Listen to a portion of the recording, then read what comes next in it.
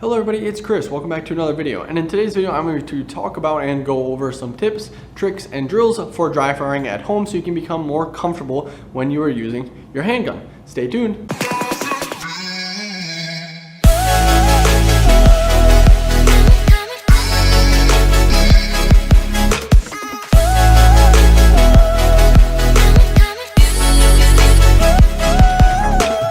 So the first thing that I want you to do is actually just get comfortable holding and manipulating the handgun in all facets. So what I mean by that is once you know that it is unloaded, I just want you to hold the handgun. I want you to be able to lock the slide to the rear, send it forward, get a good grip, do everything that you need to do. If you have a weapon mounted light, turn it on with both hands, be able to mess with and adjust your red dot, and just get comfortable with everything about the handgun, right?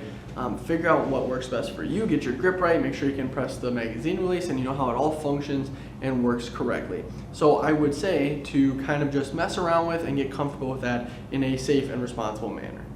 Once you're comfortable with actually handling the firearm, the next thing that I want you to do is just working on actually acquiring your sights. Now, whether you have iron sights or whether you have a red dot, the process is the same. And so all you're going to do is just start with a good grip. You're going to start at what is called compress ready. So that's just starting with the pistol here, and you're going to press out. All that means is you're actually just going to extend your arms with a good grip, and you are going to find your sights. Now, for the first couple of times, you might have to kind of search around to line up your iron sights, or if you have a red dot, to find your dot.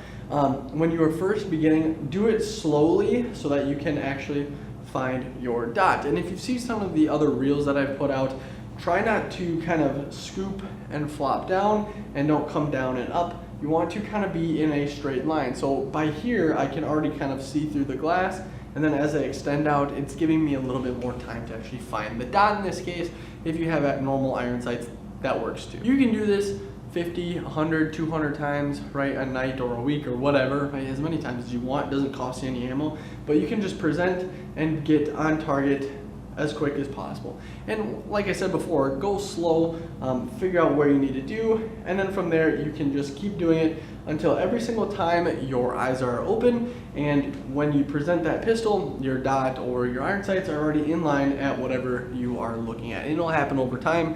Just give it a little bit and practice a lot. Now, once you have that down, I'm going to add a little variation with that. Once again, making sure that your firearm is cleared. When you are actually presenting your pistol or a handgun, you can put your finger on the trigger and take up the slack. Now, obviously there is slight differences, but for the vast majority of striker fire pistols, there are 3 different parts to the trigger.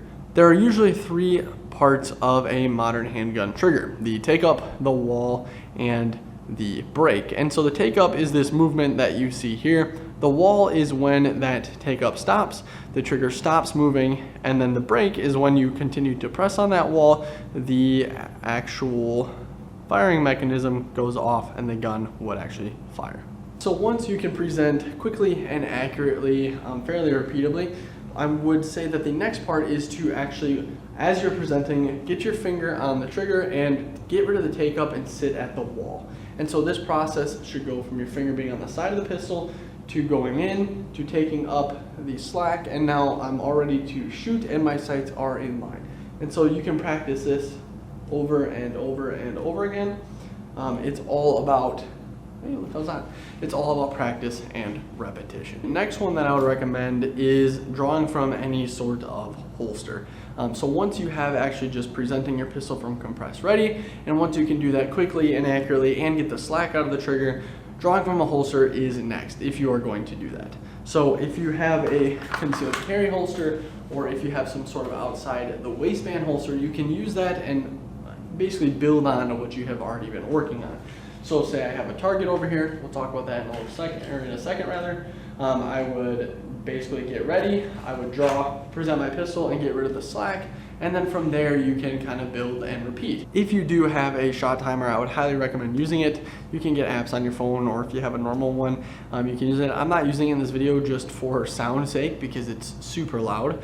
and I'm in a small room, but just keep that in mind. You can always use that to kind of keep track of your times and see how you're progressing as time goes on. The last thing that I wanted to talk about, and sort of a different technique that I have found to be fairly helpful with target transitions and just picking up your dot, is to put a couple pieces of tape on the wall. They can be whatever color you want.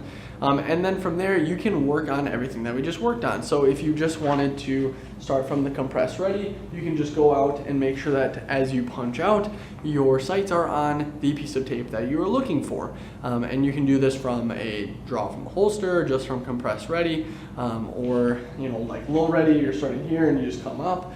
And then you can do target transitions. So you could go from this right piece of tape to this left piece of tape, and move like that. Or if you wanted to do actual full body target transitions, you can do that too. There's a bunch of different things you can work with and play around with. So try it at home and see what works best for you. So with that being said, you can basically do everything else with your firearm training at home. So whether that's drawing from a holster or different starting positions, reloads, malfunctions, whatever, different shooting positions or scenarios or situations, right, in your car, in your house, behind your couch, who knows, you can practice all of them without actually shooting live ammunition. I hope this video helped you guys. If you have any questions, leave them down below. Remember to like and subscribe. I'll be posting more videos like this in the near future, talking about different drills for carbines or maybe just practicing stuff at the range. If you want to see anything else, let me know. Have a wonderful day. Thank you so much for watching. Bye-bye.